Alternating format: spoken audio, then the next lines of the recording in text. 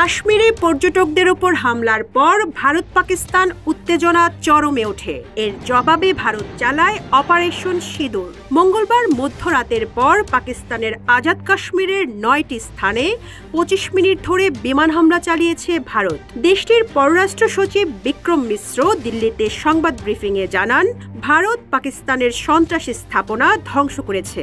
পাকিস্তান একে যুদ্ধের ঘোষণা বলে পাল্টা গোলাবর্ষণ করে। সংঘাতে দুই পক্ষেই ব্যাপক হতাহতের খবর মিলেছে। পরিস্থিতি ক্রমেই বিপজ্জনক রূপ নিচ্ছে। ভারত ও পাকিস্তান দুই দেশেরই রয়েছে শতাধিক পারমাণবিক অস্ত্র। ভারত নো ফার্স্ট ইউজ নীতিতে চললেও পাকিস্তান প্রয়োজনে আগেই হামলার পক্ষে। বিশ্লেষকদের বরাতে রয়টার্স জানিয়েছে, উভয় দেশই পারমাণবিক শক্তিধর হওয়ায় পূর্ণাঙ্গ যুদ্ধের সম্ভাবনা কম। তবে সীমান্তে গোলাগুলি বা ড্রোন হামলা বৃহত্তর সংঘাতে রূপ নিতে পারে, যা দক্ষিণ এশিয়ায় বিপর্যয় আনতে পারে। পাকিস্তানে ভারতের সামরিক হামলাকে দুঃখজনক অভিহিত করে দুই দেশকে শান্ত থাকতে সংযম প্রদর্শন করতে আহ্বান জানিয়েছে চীন। চীনকে পাকিস্তানের আয়রন ফ্রেন্ড বলা হয়, যার ভিত্তি পাকিস্তান চীন অর্থনৈতিক করিডোর ও সামরিক সহযোগিতা। গত ৫ বছরে পাকিস্তানের ৮১% অস্ত্র এসেছে চীন থেকে। অপরদিকে ভারত চীনের গুরুত্বপূর্ণ বাণিজ্যিক অংশীদার।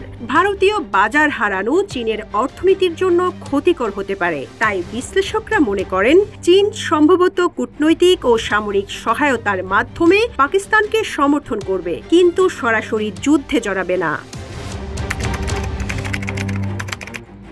ভারতের ঘনিষ্ঠ মিত্র আমেরিকা গত ২ দশকে সামরিক ও কৌশলগত সম্পর্ক আরও শক্তিশালী হয়েছে। তবে পাকিস্তানের সঙ্গেও তাদের পুরনো সম্পর্ক রয়ে গেছে।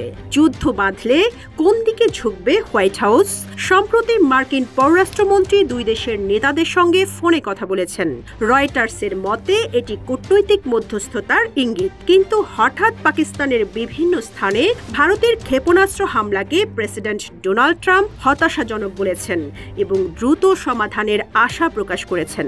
বিশ্লেষকরা মনে করেন, যুক্তরাষ্ট্র সম্ভবত কোনো পক্ষকে সরাসরি সমর্থন না দিয়ে কূটনৈতিক চাপের মাধ্যমে সংঘাত প্রশমনে ভূমিকা রাখবে। রয়টার্সের খবরে জানা যায়, ভারত ও পাকিস্তানের মধ্যে ক্রমবর্ধমান সামরিক উত্তেজনা নিয়ে গভীর উদ্বেগ প্রকাশ করেছে রাশিয়া। দুই দেশের মধ্যকার উত্তেজনায় কূটনৈতিক সমাধান চাইছে দেশটি। এর আগে ইসলামাবাদ রাশিয়াকে মধ্যস্থতা করতে এবং পেহেলগাম হামলায় যৌথ তদন্তে অংশ নিতে আহ্বান জানিয়েছে।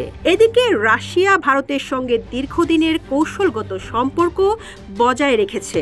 তবে পাকিস্তানের সঙ্গেও সাম্প্রতিক বছরগুলোতে সম্পর্ক উন্নয়নের চেষ্টা করেছে।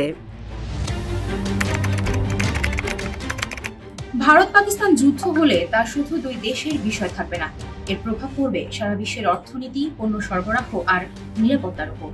ভারত পাকিস্তান যুদ্ধ শুধু আঞ্চলিক নয়, বৈশ্বিক প্রভাবও ফেলতে পারে। পারমাণবিক শক্তিধর এই দুই দেশের সংঘাতে তেল ও খাদ্যপণ্যের দাম হঠাৎ বাড়লে বৈশ্বিক মূল্যস্ফীতি জটিল হয়ে উঠবে বলে বিবিসির এক বিশ্লেষণে উঠে এসেছে। চীনের পাকিস্তানের প্রতি সমর্থন এবং যুক্তরাষ্ট্রের ভারতের সঙ্গে ঘনিষ্ঠ কৌশলগত সম্পর্ক এই সংঘাতকে নতুন শীতল যুদ্ধের দিকে ঠেলে দিতে পারে।